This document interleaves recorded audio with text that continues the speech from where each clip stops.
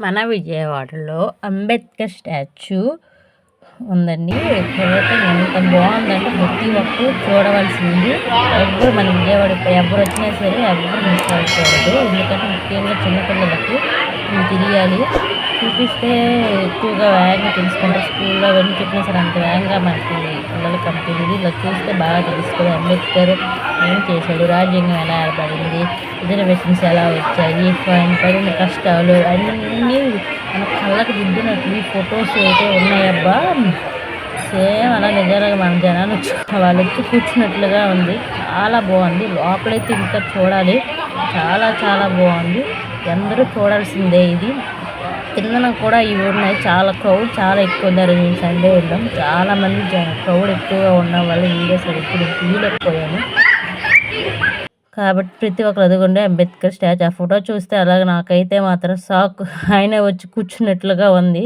నిజంగా నిజ జీవితంలో అంబేద్కర్ ఎలా ఉంటాడో అసలు సేమ్ అలాగ కనిపించింది. కళ్ళకు కట్టినట్లు కనిపించింది. ఫొటోస్ అయితే మాత్రం చాలా చాలా బాగున్నాయి. అంబేద్కర్ పుట్టినప్పటి నుంచి ఆయన ఏం చేశాడు, రాజ్యాంగంలోకి ఎలా వెళ్ళాడు, ఆయన చదువుకున్న కష్టాలు ఏంటి, పేపర్లో ఎలా వచ్చి యుద్ధం అప్పుడు మనకి జరిగిన యుద్ధాల్లో పాల్గొనడం, ఇంకా నెహ్రూ గురించి, గాంధీ గురించి అన్నీ మన కళ్ళకు అద్దినట్లు ఇవన్నీ కనిపిస్తున్నాయి. అందరూ చూడండి. చాలా చాలా బాగున్నాయి.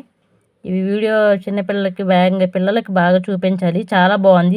ఎక్కువగా ఈవినింగ్ టైం వెళ్తేనే చాలా బాగుంటుందండి. ఈ వీడియోలో అందరూ ఈవినింగ్ వెళ్ళడానికి ప్రయత్నించండి అందరము. చాలా బాగుంటుంది. ఆ లైటింగు బయటన అయితే పార్కు లాగా ఉండడానికి పిల్లలకు భలే ఉంది. మొత్తం చూసాక ఒక సినిమా థియేటర్లోకి వెళ్తే ఎలా ఫీలింగ్ ఉండిద్దో సేమ్ అదే ఫీలింగ్ ఉంది. ఇక్కడ ఇదిగోండి మొత్తం అంబేద్కర్ రాజ్యాంగం రాయించినట్లు నెహ్రూ గారు, అంబేద్కర్, ఇంకా సరోజినీ నాయుడు, ఇంకేవో కొంతమంది ఉన్నారు. నాకు కూడా అంత ఇదిగా తెలియలేదు. ఇదిగోండి అన్ని ఫొటోస్ మనకి ఈ ఫోటోలో గూగుల్ సెర్చ్ చేసినా దొరకవు అలాగ ఉన్నాయి. ఈ ఫొటోస్ మాత్రం చాలా చాలా ఉన్నాయి. చాలా బాగున్నాయి. చాలామంది క్రౌడ్ మాత్రం సండే మాత్రం ఫుల్ క్రౌడ్. చాలామంది ఉన్నారు అసలు. చాలా బాగుంది. ప్రతిదీ బాగా కట్టించారు. ఇది మాత్రం 260 అడుగులు అంట. 40 అడుగులు ఫీట్ ఉంటే 185 అడుగులు విగ్రహం. 406.35 క్రోర్స్ అయ్యింది ఖర్చు పెట్టడానికి. జగన్మోహన్ రెడ్డి మన విజయవాడలో చాలా డెవలప్మెంట్ కోసం ఇది బాగా కట్టారు. చాలా చాలా బాగుంది. బయటనైతే మాత్రం ఒక పార్క్కి వెళ్తే మనం ఎలా ఉంటుందో పిల్లలు ఆడుకోవడానికి చల్ల గాలి ప్యూరిఫైర్, ఇది ఎయిర్ ప్యూరిఫైర్ చేయడానికి అబ్బబ్బా మంచి మినరల్ వాటర్ అన్ని సౌకర్యాలు బాగా కల్పించారు. టాయిలెట్స్ కూడా ఉన్నాయి. ఏ ఇబ్బంది పడక్కర్లేదు. Entry fee only 5 rupees. Vehicle fee 10 rupees ఉంది.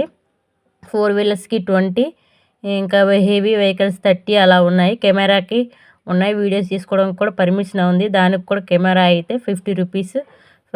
లాంగ్ వీడియో అయితే 500 రూపీస్ అని ఉంది.